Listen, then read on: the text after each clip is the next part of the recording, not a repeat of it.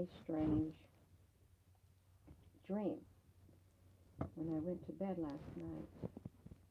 Um, and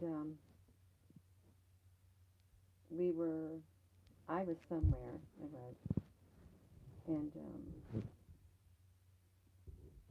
I was running or hiding, trying to get away from something who was trying to get after me. What was happening? Hold on one second. You will see a momentary, whoopsie. You will see a momentary black screen. I'm having technical difficulties at the moment. That's okay. It's probably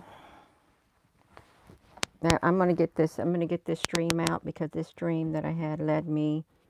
The dream that I had. Hello. The dream that I had led me to where I'm at, where I'm going to end up at, you all. So I had this dream. I was hiding for something. Something was searching for me and some others.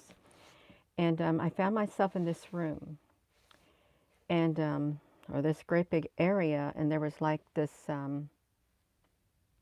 these panels of something hanging. You know how you would have a sliding panel hanging down. There was like, I don't know, some like a number on them. They kind of look like curtain panels, but they were individuals. And there, we came to this one panel, and it had a number on it. And this man appeared out of nowhere. He said, "Oh, I can read that.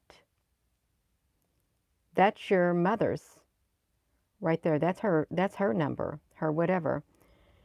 Um, and as he said that, even though it didn't, I thought, well, this doesn't match her.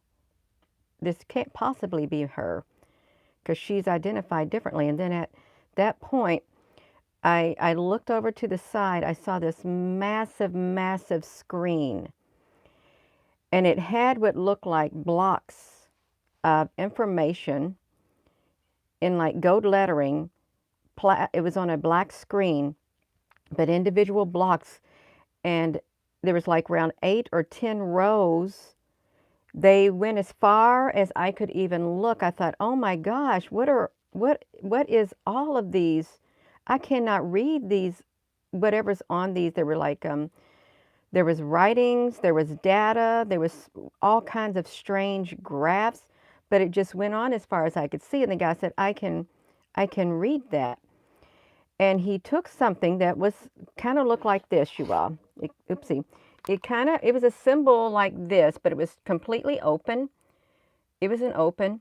He blew through it. He had one. He blew through it. And he started deciphering whatever was on there. And it had to do with my mother. And I'm thinking, but there was all of that stuff on the wall that I could not read on the screen or something. I could not read. And he was going to decipher it before the people or whoever was going to come and stop him, so that we would have all the information, I guess, that I was looking for. But then I woke up and I thought, that's really strange because it literally was a black screen with gold letterings, and it was individual things, around 10 rows, and they just went as far as I could see. Writings, graphs, all kinds of information. And I didn't know what it meant, but he was there to tell me. So I woke up. I thought, my mother, what is passed down from your parents, specifically your mother, when you're born? I did. And it was the mitochondria DNA is what it is. The mitochondria DNA is passed down from female to female for generations. And scientists, they said, oh, well, there's impossible to figure it out how far back it would go, because you would have to follow the inheritance back for hundreds or thousands of generations with the mitochondrial DNA passed down from the mother. They said, oh, it's like impossible to find out. So they used these peregrines. I think they used these falcons, peregrine falcons, and they used their to track their mitochondrial DNA of the females with their W chromosome, and the relationship was spot on. Spot on. And they said that it could only, this type of chromosome could only pass through the females of these falcons. And it's safe to say, it said it could, look at this, you all. They can trace it back. They did it. They traced the mitochondrial back for at least 20 whatever thousand falcon to 200,000 years. They said it's safe to say from a stable, even on an evolutionary scale. But why? Why is the mitochondrial DNA specifically the one that is passed down from the maternal side? Now, they say there are times with the man, with the male sperm, there is some little bit of mitochondrial that's passed through, but not like with the female to female, you all. I had to put in a specific time search to even pull up this information right here. Because if you go to the information that is nowadays, you're not going to find this. They're not going to say anything about it. They're not going to say anything about it. I did this timestamp right here. It came from here. These Swedish scientists did it. You can look at it. Mothers transmit it through daughters only, and they found that out. But if you go do a regular search, an up-to-date, you're not going to find it. You're not. You're not.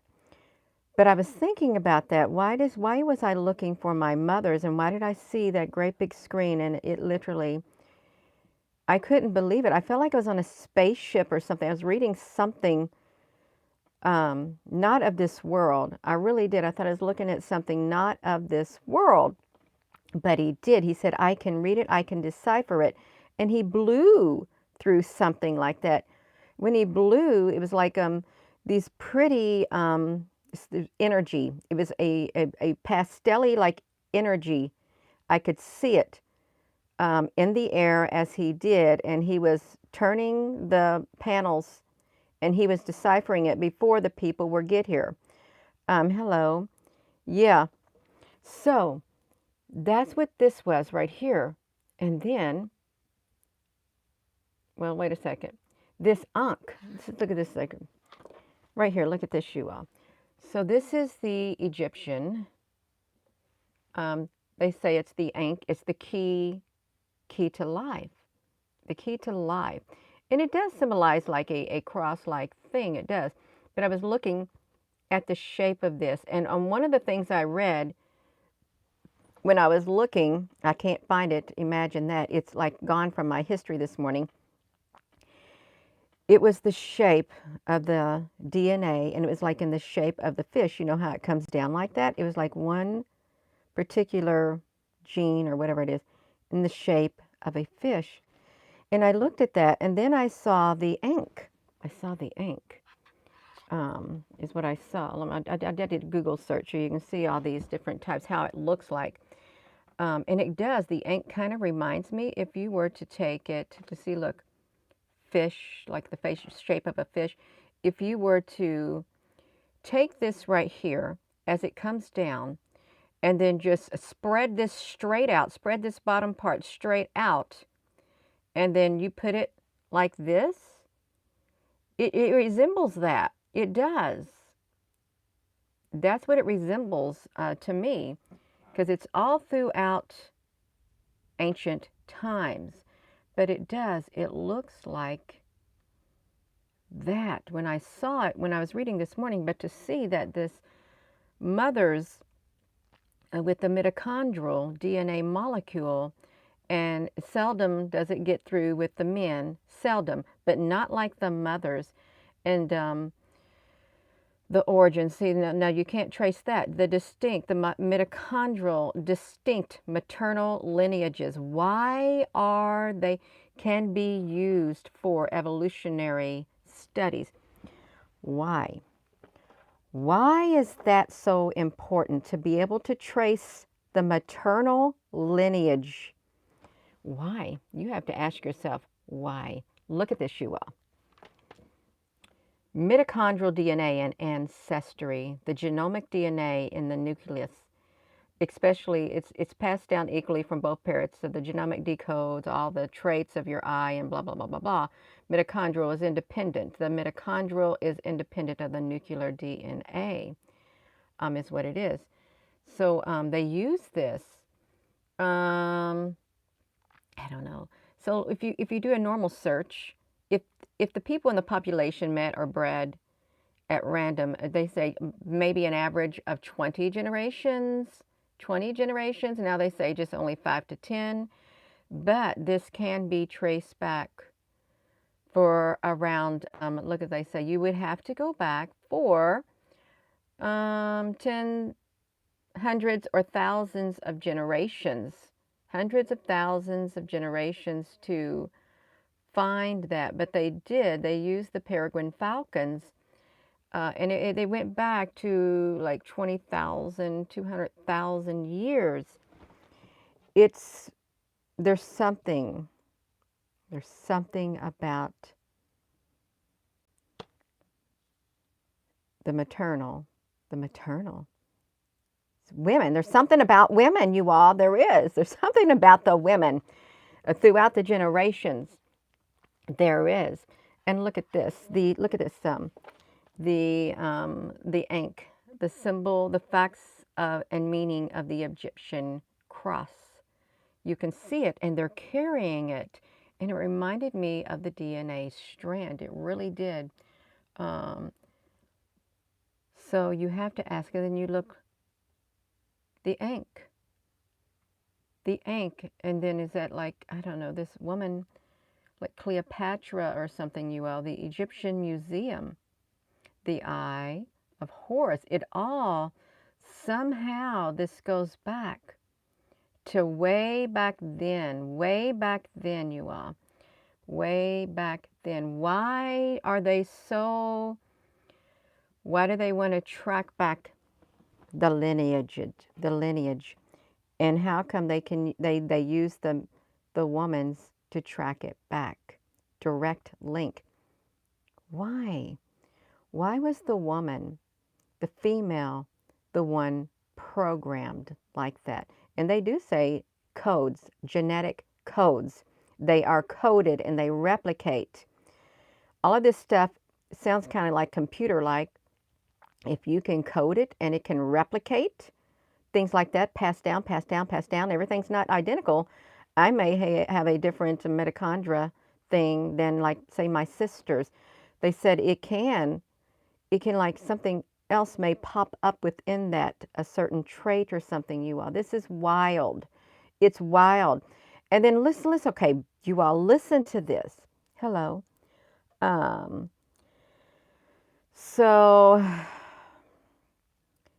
So this is wild. So this thing I also saw, I thought, well, why did they make a movie about, and I'm serious about this too,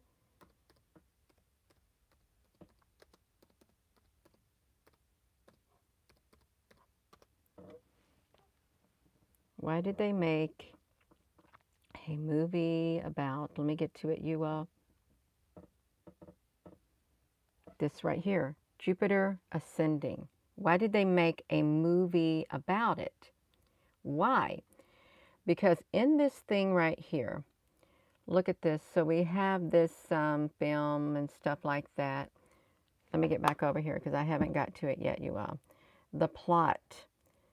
Earth and countless other planets were established by families of transhuman, okay, we know we got that trying to come on, transhuman and alien royalty for the purpose of harvesting. You know the earth's going to get harvested in the book of Revelation, apocalyptic harvesting of the resulting organisms to produce. No. See, now get this, you all. This, when I read this about Jupiter ascending, you all, this all stems from my dream that I had. And I thought, no, then why did I have that? And I sat there thinking, why did I see that big old black screen?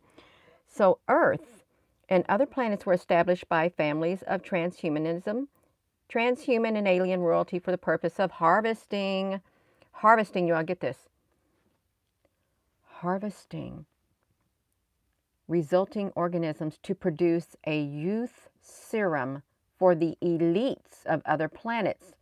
And after the death of the matriarch of the house of Abrasax, the most powerful of the alien dynasties. What do you say? Abrahamic dynasties, alien dynasties. The children quarrel over the inheritance, but Balaam, that sounds like the god Balaam, but Balaam inherits in a normal refinery. He sends his brother, whatever. So later, they send somebody back. He is a genetic person who comes back in time looking for that specific genetic code that resulted back to the matriarch that died.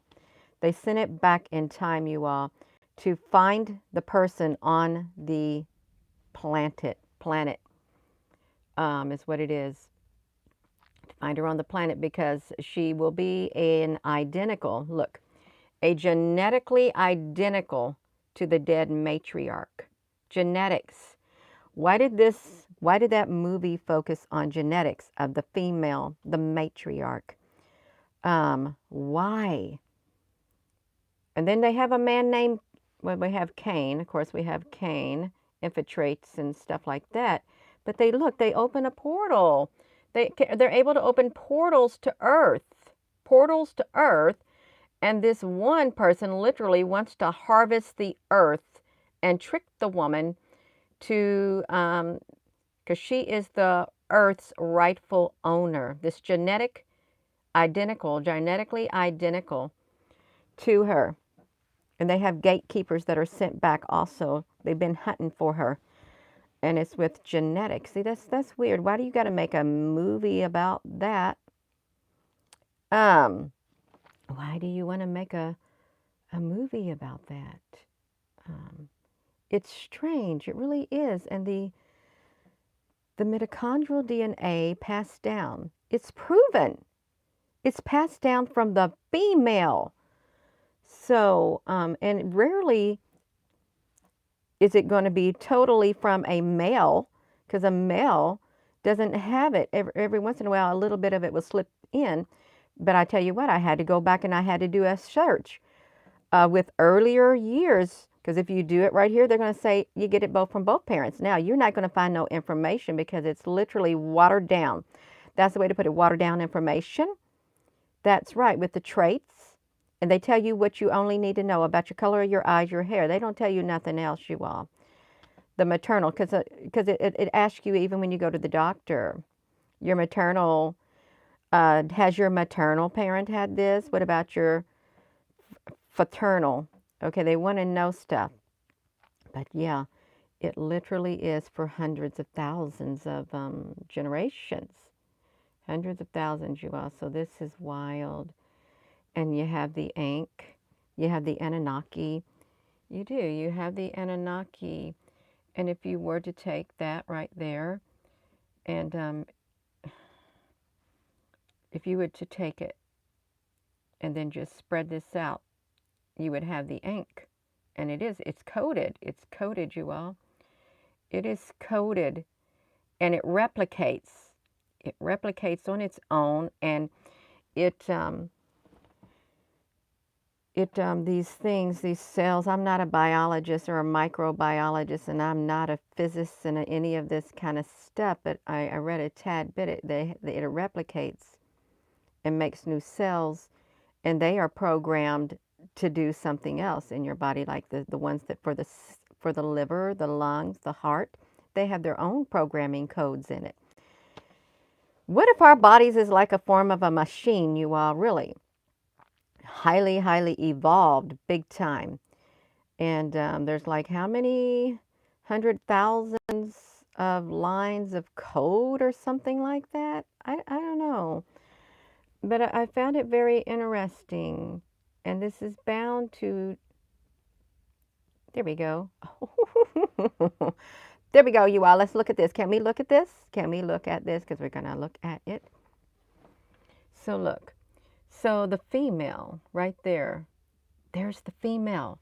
See the female right there? That's the DNA like thing right there. The female up here at the top, and then there's the male. Look at that, you all. Isn't that interesting? And it's engraved in stone, but the female part is at the top. It's the one that gets passed down. It's like that. What is that? What is it, you all? No, I'm not going to the Facebook, but I'll go to Facebook for a little minute. For a little minute, you all. For a little minute. This is all stems from my dream. If you're tuning in, I had a dream that I was trying to get away from something or someone trying to get me and somebody else. And there was this thing of panels, like curtains, like they had numbers on them. And I was going through them. It was weird. It was weird. Numbers and some kind of writing. And they literally kind of hung like a curtain on a rod with the big rings in it. And I don't know, I was for some reason looking for my mother's, and this man shows up. He did, out of nowhere. And he said, "That's your mother's." I said, "But it doesn't match what I know of my mother. That cannot be her panel." He said, "It is," he said, and I can read it. And when he said that he could read it, my eyes looked up and I saw this massive black screen. It went as far as I could see, and there were individual black square panels on it with gold writing. There must have been around 10 rows going down, and all the way across it had different types of writing. It was like data. It was information about her.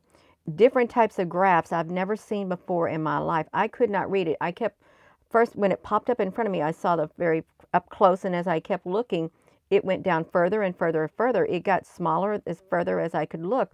I couldn't read it, but it was black, and it was in gold letterings. And he told me, "I can read it. I can decipher it."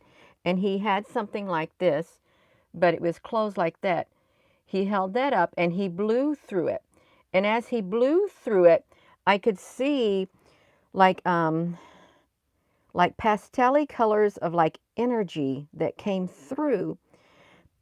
and as I opened up the panel, he started reading it and deciphering it, and I could see that whoever was after me or whoever was with me, they were after us. They were coming. They were getting closer. I said, "I hope he has enough time to decipher it, all the information, so I can get it." I did, but that's what he did. He blew through something like that. And he appeared out of nowhere. And then I woke up, and then I thought, why did he blow through something like that? And I thought, there's something, and it was my mother. So I looked up what is passed down from your mother. And I found like that symbol right there, the DNA symbol. Looked like the fish, like the little fish symbol, how it's like that. And then it goes like that. I saw that. And it's supposed to have been the DNA. And it's the mitochondrial DNA that they said, oh, well, they said it's entirely possible to trace it back because you would have to go back. Look, to test the hypothesis that the mitochondrial DNA is entirely transmitted through females, one would have to follow its inheritance for hundreds or thousands of generations. And in practice, this proves impossible, they said, in practice, so that it was transmitted through females only. So here's what happened. They found these Swedish, what was it? A Swedish scientist is what it was. Sophia. Oh, look at her name, Sophia. Sophia Berlin and Hans Ellegren. They chose to use the model organisms of the birds with the female birds with a unique chromosome. The W chromosome is inherited from mothers to daughters in a stable maternal lineage. So they wanted to do the comparison with it. And the genetic relationship proved to be spot on, identical throughout the generations. And it was only through the females. So Through the calculations, they said, based on the relationships of Hans Ellegren and Sophia Berlin, they could approximate a stable pattern of inheritance of mitochondrial DNA for at least 20,000 falcon generations to 200 or 200,000 years, or 20 whatever, to 200,000 years or 200 years. I don't know what it was. I can't read it because they got the dot there, but it is stable evolutionary. So it literally gives rise to the maternal lineage. That led me there, and it's wild. It is wild. It is, and but I had to do a specific search. I had to do a time search going back several years, because if you do it now, you're not going to find it. And then we got this DNA. We've got the Ankh, an Egyptian. We've got this Egyptian woman. She's holding it. And you've got him. He's got it. They got it, you all. They got it. The Anunnaki got it. They do got it. And look at that. That's, yeah. Okay, so we didn't read that, you all. So the Ankh, this is the female. Look. The two shall become one. You know that scripture? And the two shall become one. And the two, right here, that's a symbol of like that fish-like, but it's also like the DNA, I guess. And that's the Ankh, the female, and then the male. This female is totally that chromosome, the mitochondria, and with the male, boom. And you could really say, well, this is the females, you know what, you could, and the males, you know what, but they are put together, and they're one now, one. So let's see this Anunnaki history from the Facebook.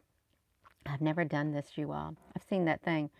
The Ankh is an ancient Egyptian symbol which symbolizes the many aspects of life, including the physical life, the eternal life, the sun, the fertility, light, immortality, death, and reincarnation. On tombs, the Ankh could symbolize passage to the afterlife or the transferal of the pharaoh into the protection of the god of death. The Ankh represents the male and the female genitalia, the sun coming over the horizon, and the union of heaven and earth. My book on Amazon, this person's got a book on Amazon.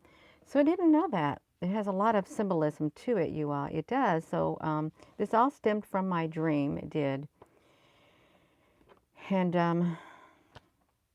the key is back there. That's the key, back there. We're not gonna hear about it right here because they don't want us to know about it. They don't. But it's the female. That is really interesting. So yeah, this is, if you're just tuning in, this stemmed from my dream. It did. It stemmed from my dream, you all. You know what I think? I think that there is a species that doesn't like the Anunnaki and does not like this right here. And the mere fact that, according to this calculations of these Sophia Berlin and Hans Ellegren, the approximate of a stable pattern of inheritance of mitochondrial DNA for at least 20.000 falcon generations or 200.0000 years shows that the inheritance of the mitochondrial DNA is really stable, even on a time scale. They're unique for females, which gives rise to the maternal lineages, you all. If that had not been the case, one would have had to reevaluate many earlier findings, from the origin of humans to the relationships amongst extant animals and plant species. The study is also important since it is the first time it compares the inheritance of a chromosome and the mitochondrial DNA. And then we came over to the movie right here, you all. We came to this movie right here, Jupiter Ascending, right here. We came to this movie. Okay, we did. That's right. And if you haven't seen it, it's kind of interesting. It is. Um, yeah, because this woman is an ordinary woman, and the guy who comes back to find her, he wanted to come back and find her, and he did. And she was a identical genetic match for the matriarch that had died on the planet, and there were gatekeepers. So yeah, there's something about it, you all. And so yeah, it's wild. It's so wild. Um, it's okay.